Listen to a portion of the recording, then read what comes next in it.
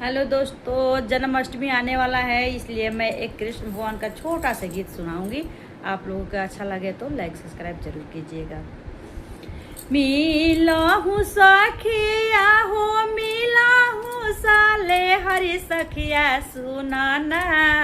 अरे जा सोया गा ओ रहन दियाई सखिया सुनाना। जा सोया गा ओ रहन दियाई सखिया सुनाना।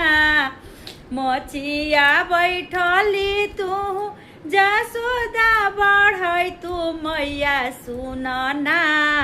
मैया सुनाना। अरे दिन दिन बिगड़े लाला ना तोहार मैया सुनाना।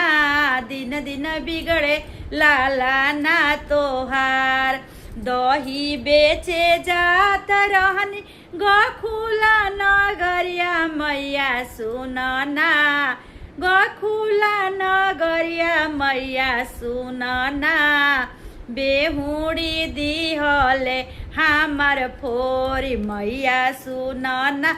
दही हमरो खइले बेहुड़िया हमरो फोरले मैया सुनाना। आषाढ़िया कइले चिरे चिर मैया सुनाना। दिन दिन बिगड़े लाला ना तोहार।